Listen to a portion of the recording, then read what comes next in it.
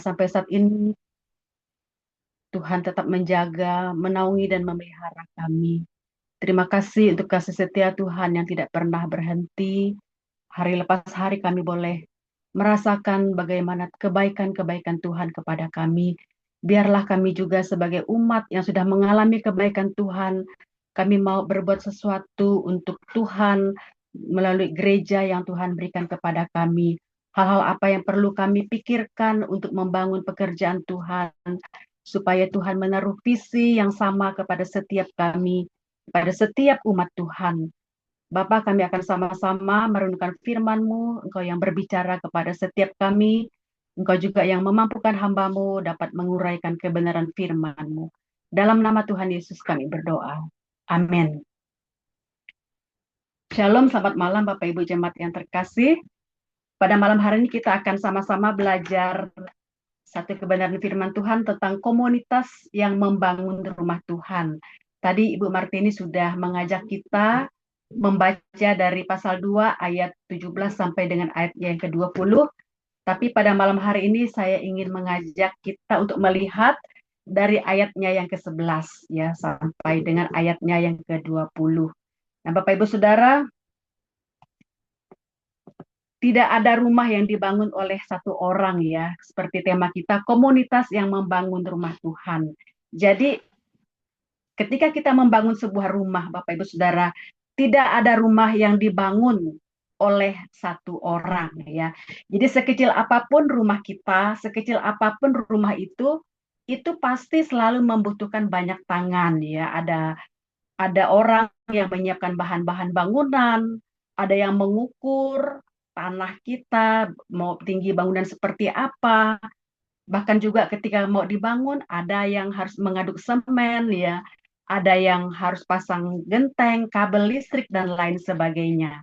Nah, jadi demikian juga dengan rumah Tuhan, ya, dengan gereja, Bapak Ibu Saudara. Gereja atau rumah Tuhan itu tidak dibangun oleh satu orang, ya, tetapi gereja yang kelihatan maksud saya ya, rumah Tuhan itu dibangun pasti lebih daripada satu orang, atau dengan kata lain dibangun oleh banyak orang, dibangun oleh umat Tuhan yang dipersatukan oleh kasih Kristus. Nah, jadi melalui Nehemia pasal 2 ini, khususnya di dalam ayat 11 sampai dengan ayatnya yang ke-20, kita akan sama-sama belajar bagaimana Tuhan membangun kembali umatnya, itu umat Israel, melalui sebuah komunitas mereka pada saat itu yang taat, yang bersatu, sehati, bahkan juga setia pada saat mereka membangun Yerusalem. Nah, Bapak Ibu Saudara, jadi kitab Nehemia pasal 2 ini terjadi pada masa pasca pembuangan bangsa Israel pada saat itu di bawah kekuasaan Persia ya. Jadi bangsa Israel ini telah kembali dari Babel, tetapi kondisi Yerusalem pada saat itu masih berantakan, masih sangat memprihatinkan. Temboknya kita melihat di dalam ayat-ayat sebelumnya ya, temboknya itu runtuh Bapak Ibu ya. Belum lagi pintu-pintu gerbangnya itu terbakar. Dan bangsa Israel pada saat itu mereka hidup dengan rasa malu kepada orang-orang yang ada di sekitarnya. Selain itu mereka juga hidup tinggal tidak aman. Mereka merasakan hidup mereka itu tidak aman. Nah, jadi Tuhan membangkitkan Nehemia pada saat itu. Ya, Tuhan membangkitkan Nehemia. Siapa Nehemia ini? Nehemia ini bukanlah seorang nabi, dia juga bukan seorang imam, dia bukan siapa-siapa. Nehemia ini adalah orang awam, bukan hamba Tuhan, tapi dia adalah seorang awam, dia hanya seorang pegawai. Pada saat itu dia bekerja sebagai juru minuman Raja Persia, yaitu Raja Artasasta. Ya, Artasasta. Tetapi Bapak Ibu Saudara, Tuhan menaruh beban yang begitu besar di dalam hati Nehemia untuk memulihkan Yerusalem yang sedang porak-poranda pada saat itu. Pada saat Nehemia mendengar keadaan tembok Yerusalem runtuh, pintu-pintu gerbang juga terbakar. Bapak Ibu Saudara, apa yang menjadi reaksi Nehemia pada saat itu? Reaksi dia ketika dia mendengar Yerusalem runtuh, dia menangis, Bapak Ibu.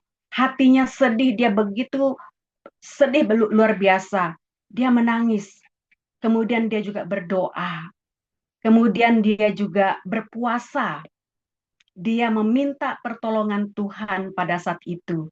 Nehemia dia tidak langsung bertindak ketika dia mendengar Yerusalem runtuh. Dia tidak langsung bertindak, Bapak Ibu Saudara. Tapi langkah awal yang dilakukan oleh Nehemia ini adalah dia mencari kehendak Tuhan terlebih dahulu. Dan pada akhirnya Tuhan buka jalan. Sehingga Nehemia ini diizinkan oleh Raja Artasasta ya kembali ke Yerusalem untuk membangun, untuk memimpin pembangunan Yerusalem yang sudah runtuh. Nah, Bapak Ibu Saudara sekalian, di dalam Nehemia pasal 2, Nehemia pasal 2 ayat 11 sampai 20 ini merupakan bagian penting Bapak Ibu Saudara, karena disinilah kita melihat proses pembangunan mulai digerakkan pada saat itu. Kita melihat di dalam ayat yang ke-11 sampai dengan ayat 16, komunitas mereka pada saat itu mereka peka, Bapak Ibu, mereka peka akan kehendak Tuhan di dalam kehidupan mereka. Jadi di dalam ayat ini kita melihat pada saat Nehemia dia tiba di Yerusalem, dia tidak langsung bertindak, dia tidak langsung eksekusi Bapak Ibu Saudara. Alkitab mencatat bahwa selama 3 hari, ya 3 hari di dalam ayat 11 mengatakan, lalu aku tiba di Yerusalem sesudah 3 hari di sana. Jadi Alkitab mencatat bahwa selama 3 hari, Nehemia pada saat itu dia berdiam diri. Lalu pada malam harinya dikatakan dia berkeliling. Dia berkeliling bersama dengan beberapa orang untuk melihat dengan mata sendiri, Bapak Ibu. Untuk melihat kondisi tembok yang rusak. Seperti apa, sejauh mana tembok itu rusak pada saat itu. Dan Nehemia tidak menceritakan rencananya itu Bapak Ibu kepada siapapun pada saat itu ya. Jadi dia tidak ngobrol, dia tidak curhat, dia tidak sharing kepada siapapun sebelumnya pada saat itu. Dia melihat, dia mengamati dengan tenang, dia mengamati dengan diam-diam, dia mengamati kota itu sedemikian rupa. Kenapa Bapak Ibu Saudara? Karena pada saat itu Nehemia ini dia ingin memastikan bahwa apa yang dilakukan itu bukan berdasarkan ambisi pribadi dia. Tetapi yang dia lakukan itu dia ingin bahwa ini memang benar-benar Tuhan yang menghendaki. Jadi dia mencari kehendak Tuhan, dia berdoa, datang kepada Tuhan untuk mencari kehendak Tuhan. Bapak Ibu Saudara, pembangunan dimulai dari hati yang peka.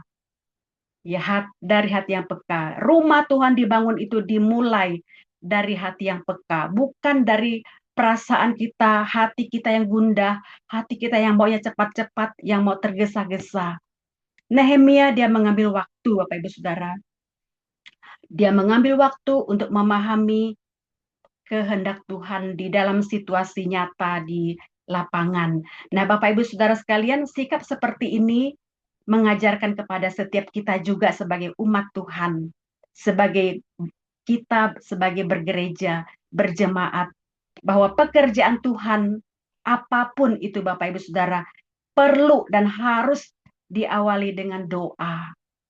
Perlu diawali dengan doa, perlu diawali dengan perenungan kita kepada Tuhan, perlu diawali dengan hikmat daripada Tuhan. Supaya apa? Supaya setiap langkah yang kita lakukan, yang kita ambil itu selaras dengan apa yang menjadi kehendak dan rencana Tuhan.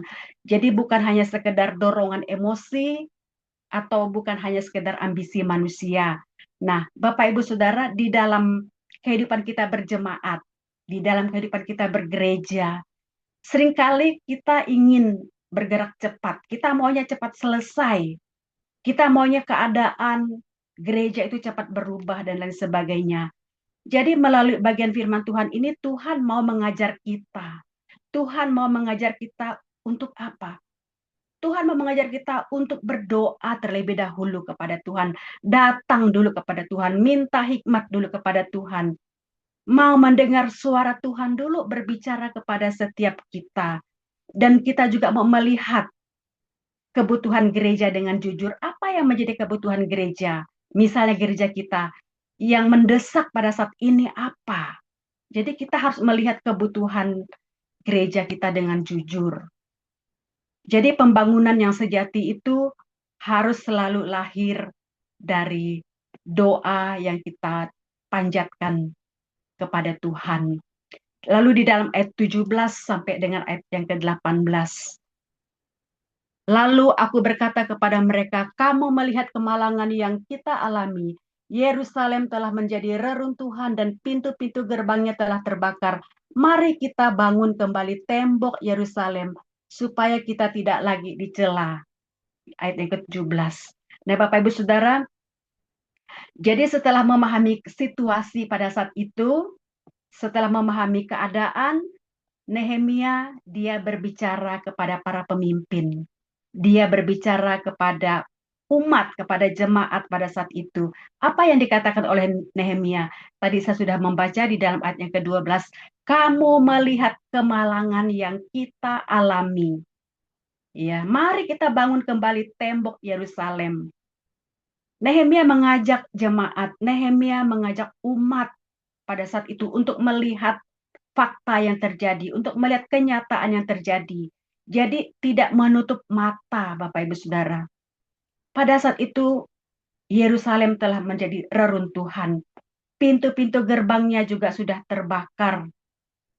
Kita melihat di dalam ayat ini, Bapak Ibu bisa melihat di dalam Alkitab masing-masing, ya dikatakan kata kita di situ. Mari kita bangun. Kita perhatikan kata kita. Nehemia tidak berkata, aku akan membangun. Ya, aku akan membangun. Nehemia tidak berkata seperti itu, ya. Tetapi apa yang dikatakan oleh Nehemia, mari kita bangun, ya, mari kita bangun. Dan ini menunjukkan bahwa kehancuran itu adalah tanggung jawab bersama, Bapak Ibu Saudara, bukan tanggung jawab satu orang, bukan tanggung jawab segelintir orang. Jadi Nehemia itu dia mengajak umat Tuhan untuk bangkit lagi, kita bangun kembali lagi, tembok-tembok yang sudah rusak, yang sudah runtuh, yang sudah roboh, kita bangun kembali lagi, ya, agar nama Tuhan tidak terus dicela oleh orang-orang, oleh musuh-musuh yang senang dengan kehancuran Yerusalem pada saat itu. Lalu pada saat itu juga Bapak Ibu Saudara, Nehemia ini dia juga bersaksi tentang bagaimana Tuhan beserta dengan dia, bagaimana Tuhan menyertainya, serta didukung juga oleh raja tadi, ya, raja mendukung bahkan juga menyediakan bahan-bahan bangunan. Dan hal ini membangkitkan iman dan semangat jemaat, semangat umat pada saat itu, sehingga mereka merespon dengan baik, umat merespon dengan positif, dan dengan komitmen mereka satu suara di dalam ayat yang ke-18 mengatakan, ketika ku beritahukan kepada mereka betapa baiknya tangan Allahku yang melindungi aku, dan apa yang dikatakan raja kepadaku, berkatalah mereka, kami siap untuk membangun. Umat jemaat berkata, kami siap untuk membangun.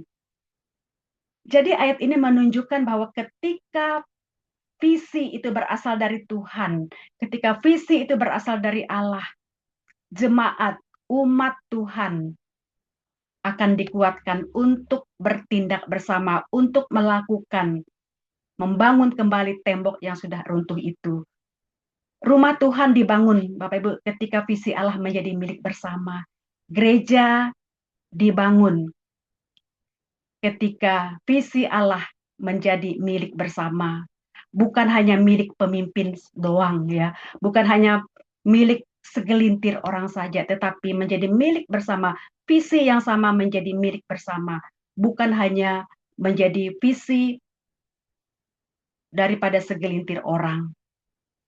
Maka ketika Tuhan atau gereja rusak, Bapak Ibu, khususnya di gereja kita, ya, renovasi diperlukan, perlu segala sesuatu, kita selalu sampaikan kepada jemaat, selalu diumumkan, karena ini merupakan tanggung jawab bersama.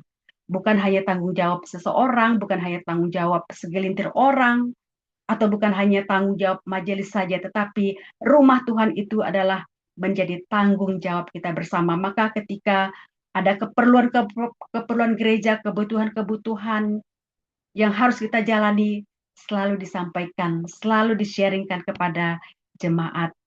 Di dalam gereja memang banyak perbedaan ya, karena memang khususnya di gereja kita punya latar belakang yang berbeda, suku yang berbeda, multi suku itu pasti ada. Tetapi Tuhan memanggil kita untuk apa, Bapak Ibu? Tuhan memanggil kita supaya kita memiliki satu visi. Visi kita harus sama. Kita juga harus satu tujuan, satu kasih. Jadi ketika setiap orang mengambil bagian sesuai dengan perannya, Tuhan akan bekerja, Bapak Ibu Saudara. Tuhan akan bekerja. Tuhan akan bertindak begitu luar biasa. Dan ayat yang ke-19 sampai 20 di situ kita bisa melihat ketika pembangunan Yerusalem itu akan dimulai oleh Nehemia dan juga oleh umat pada saat itu. Apa yang terjadi, Bapak Ibu Saudara? Tantangan datang, tantangan muncul. Tantangannya itu apa? Datang dari siapa? Tantangannya itu datang dari orang-orang yang ada di sekitar mereka. Di dalam ayat 19 mengatakan ada yang bernama Sanbalat di situ, ada yang bernama Tobia, Gesem. Mereka mengejek, Bapak Ibu ya. Mereka mengejek, mereka merendahkan umat Tuhan pada saat itu. Jadi 3 orang ini yang ditulis di dalam Alkitab merupakan provokator kalau bahasa sekarang ya. Provokator, mereka menakut-nakuti umat Tuhan yang sedang membangun pada saat itu. Jadi Sanbalat, Tobia, Gesem ini Bapak Ibu, mereka menentang pembangunan tembok Yerusalem. Karena apa? Karena mereka kalau tembok itu kembali dibangun, mereka merasa terancam. Terancam secara politik, terancam juga secara ekonomi. Tapi kita melihat apa reaksi Nehemia ketika ada orang-orang yang menentang dia pada saat itu. Apakah dia langsung marah, emosi, kesal? Bapak Ibu Saudara, Nehemia menjawab dengan iman yang teguh. Di dalam ayat yang ke-20 bagian akhir di situ mengatakan, Allah semesta langit, dialah yang membuat kami berhasil. Allah semesta langit, dialah yang membuat kami berhasil. Bapak Ibu Saudara, Nehemia dia tidak membalas, ya dia tidak membalas, apa yang dilakukan oleh musuhnya.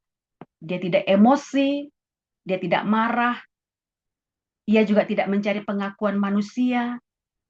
Nehemia percaya penuh kepada Tuhan, dan dia tetap setia melakukan apa yang menjadi bagian yang harus dia kerjakan pada saat itu. Dan umat yang membangun rumah Tuhan itu, mereka tidak berhenti, Bapak Ibu Saudara. Walaupun mereka diejek, dihina, dicela, tapi mereka tidak berhenti membangun tembok Yerusalem, membangun rumah yang sudah runtuh. Mereka tetap mengerjakannya sekalipun di sekitar mereka itu ada tantangan dari para penentang pada saat itu. Bapak Ibu Saudara, di dalam pelayanan kita juga bisa mungkin mengalami kritikan ya Bapak Ibu. Kita bisa mengalami kritikan dari orang-orang. Memang kita tidak bisa memuaskan banyak orang. Pasti ada saja orang yang mengkritik kita ketika kita mau membangun, ketika kita mau merenovasi, ketika kita mau melakukan sesuatu yang baik untuk pekerjaan Tuhan. Dalam pelayanan pasti kita akan mengalami hal-hal yang seperti itu.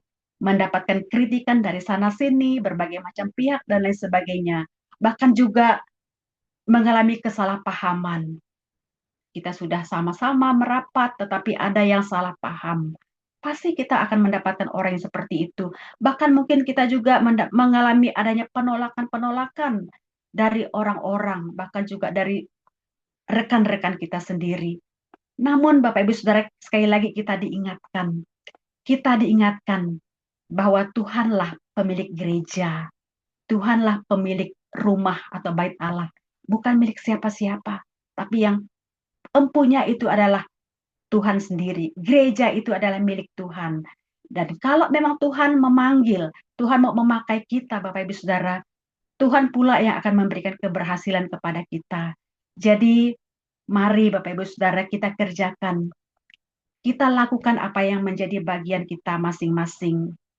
Kita mempunyai karunia yang berbeda. Kita kerjakan masing-masing karunia-karunia yang Tuhan sudah berikan kepada kita. Dan sebagai aplikasinya, ketika kita mau membangun ataupun merenovasi ataupun membuat apa saja planning-planning di gereja kita Bapak Ibu Saudara, mari kita awali terlebih dahulu dengan doa. Karena dengan doa itu akan menyatukan hati kita. Dengan doa itu juga akan mengarahkan langkah kita. Walaupun mungkin kita mempunyai latar belakang yang berbeda, suku yang berbeda. Di GSRKB kita lebih dari 10 suku. Kita punya latar belakang yang berbeda. Tapi mari kita datang kepada Tuhan dengan di dalam doa untuk menyatukan visi dan misi kita untuk membangun pekerjaan Tuhan. Lalu ambil bagian Bapak Ibu Saudara, ambil bagian sesuai dengan karunia yang Tuhan sudah berikan. Kita jangan berpangku tangan. Paling tidak kita mau berdoa. Pergumulan gereja, kita mau ambil bagian. Dukung di dalam doa kita. Jadi ambillah bagian sesuai dengan kemampuan, sesuai dengan karunia-karunia yang Bapak Ibu miliki. Tidak semua orang melakukan hal yang sama, tapi semua itu penting Bapak Ibu, semua itu penting. Semua punya peran yang sangat penting di dalam pelayanan pekerjaan Tuhan. Kemudian kita jaga juga kesatuan. Kesatuan kita sebagai sebuah komunitas di GSRIKB, kita harus jaga. Karena kita punya banyak perbedaan. Kita harus jaga. Kesatuan itu kita harus pelihara. Gereja kita tahu adalah tubuh Kristus dengan begitu banyak anggota. Maka kita harus jaga kesatuan itu. Dan tetap setia sampai akhir. Kita tidak tahu sampai kapan, tapi mari kita belajar setia. Melakukan setiap tugas-tugas kita dengan baik. Tuhan menghargai kesetiaan dari kita Bapak Ibu Saudara. Bukan menghargai melihat kehebatan kita, tapi Ia melihat kesetiaan kita, bukan semata kehebatan kita. Lalu lakukan semuanya dengan cinta kasih. Lakukan semuanya itu dengan kerendahan hati, bukan untuk menyombongkan diri kita sendiri. Mari Bapak Ibu Saudara kita belajar seperti Nehemia. Kita mau belajar dari apa yang dilakukan oleh Nehemia ini. Nehemia dia peka akan kehendak Tuhan. Kita juga mau belajar bersatu di dalam visi yang Tuhan berikan kepada kita. Kita juga setia di dalam setiap tantangan, kesulitan-kesulitan yang ada. Jangan lempar kepada orang lain, tapi mari kita tanggung bersama. Setiap rintangan, setiap tantangan itu kita pikul bersama-sama. Kita bersatu. Kita setia walaupun begitu banyak kesulitan, tantangan yang kita hadapi ketika kita membangun pekerjaan Tuhan atau ketika kita membangun rumah Tuhan. Dan kita percaya seperti apa yang dikatakan oleh Nehemia di dalam pasal 2 ayat yang ke-20. Allah semesta langit, dialah yang membuat kami berhasil. Allah semesta langit, dialah yang membuat kami berhasil. Biarlah kita boleh menjadi sebuah komunitas gereja yang mau sungguh-sungguh juga memperhatikan pekerjaan Tuhan. Apa yang bisa kita lakukan, mari kita lakukan dengan segenap hati kita dan juga dengan ketulusan kita. Dan biarlah apa yang kita lakukan itu hanya untuk memuliakan nama Tuhan. Kiranya Tuhan menolong kita. Amin. Mohon kesediaan Pendeta Robert pimpin kita di dalam doa.